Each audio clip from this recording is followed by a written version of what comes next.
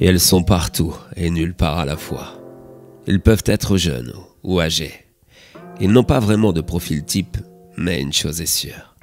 Ils détruisent des vies.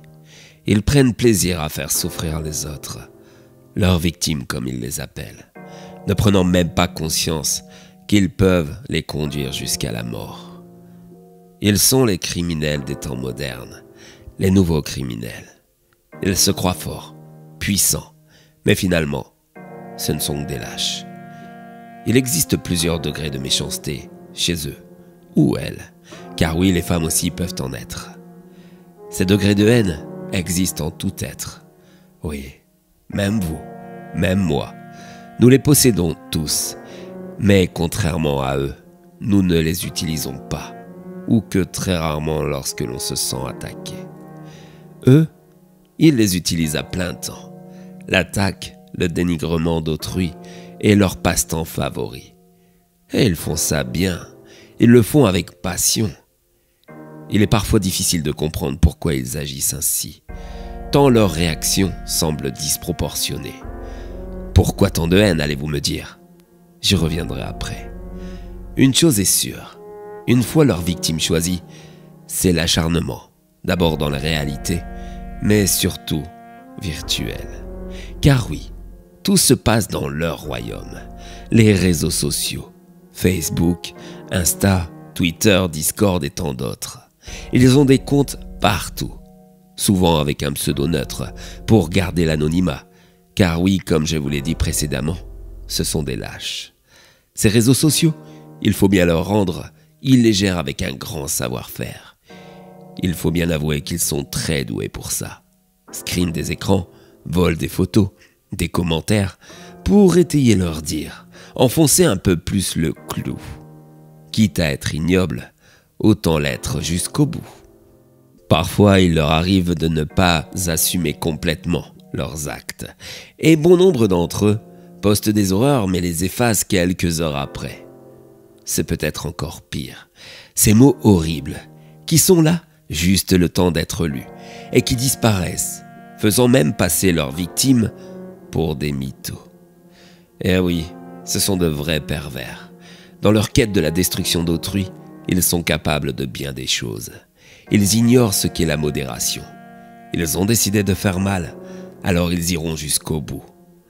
On les surnomme les keyboard warriors, les guerriers du clavier, prostrés derrière leurs écrans à se déchaîner sur autrui, tels des lâches. Il n'y a pour ainsi dire pas vraiment de profil type pour être leur victime. Tout le monde peut être harcelé. Que vous soyez jeune ou vieux, riche ou pauvre, inconnu ou célèbre, dès lors qu'ils ont décidé de vous attaquer, vous aurez bon, sans même ne rien leur avoir fait. Comme pour Laetitia. Laetitia, c'était la fille de ma voisine, une adolescente effacée, gentille, timide et toujours bien polie.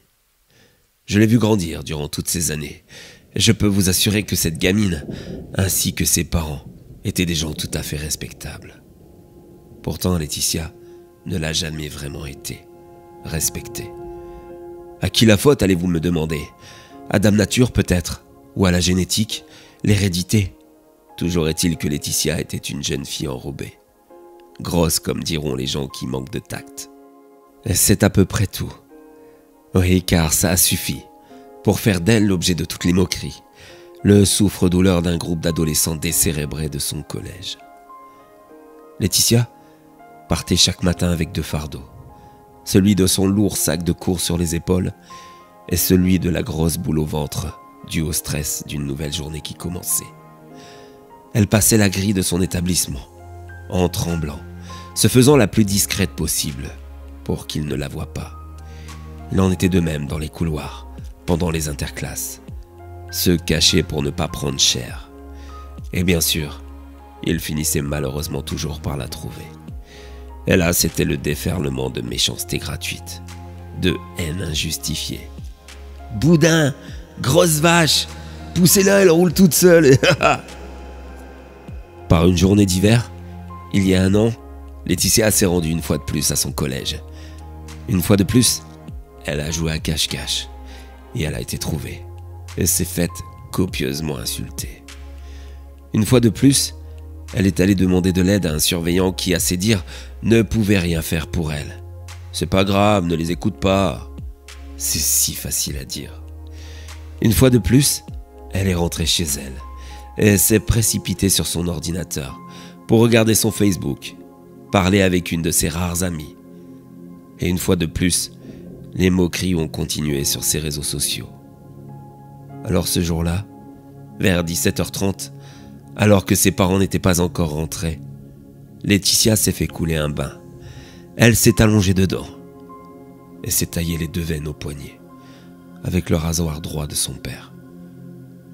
Ce même père qui l'a découverte baignant dans un bain de sang. Trop tard, ils n'ont rien pu faire. Laetitia s'est éteinte à l'âge de 15 ans parce qu'elle était trop grosse. Son père a sombré dans l'alcool, tandis que sa mère est toujours en profonde dépression.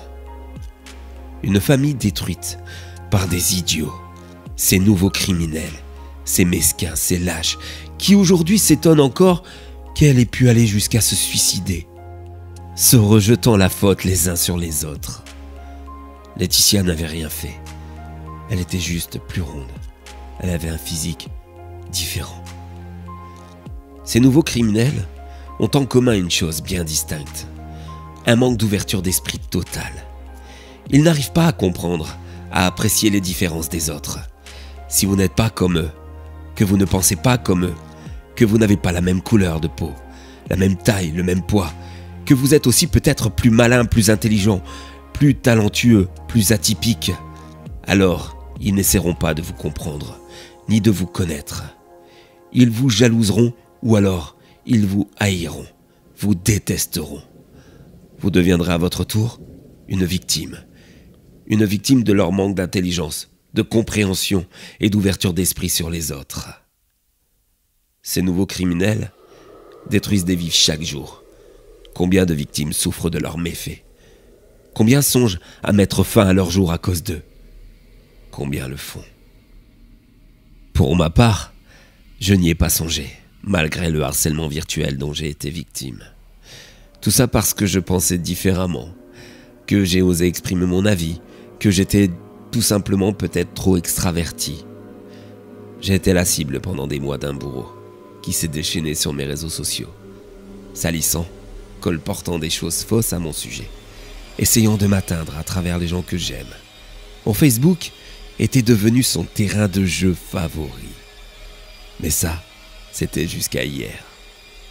Ce qui est amusant avec Internet, c'est que si vous êtes un peu doué, vous n'aurez aucun mal à trouver une identité à partir d'une adresse IP.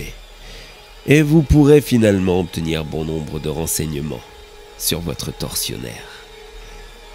Il devait être 17h15, je crois, quand mon bourreau est rentré de son travail. Alors qu'il passait sa porte d'entrée, je l'ai poussé à l'intérieur. Et là, je lui ai fracassé le crâne en 2, à l'aide d'une hache. Vous savez, j'ai aimé lui ouvrir la tête de part en part. Lui qui manquait d'ouverture d'esprit. Voilà une jolie métaphore, non? Vous savez ce qui est drôle avec ces nouveaux criminels? C'est qu'il va y avoir des nouveaux justiciers. Des gens qui, comprenant que ça ne s'arrêtera jamais et que les plaintes ne donnent rien, feront justice eux-mêmes. Et croyez-moi, une victime excédée, épuisée nerveusement, peut se montrer bien plus dangereuse que ces petits criminels cachés derrière leur écran. Finalement, à ma façon, je suis moi aussi un nouveau criminel, mais bien plus radical. Je ne harcèle pas. Je respecte chaque être humain. Je suis très ouvert d'esprit, mais si vous essayez de me nuire, alors je vous détruis.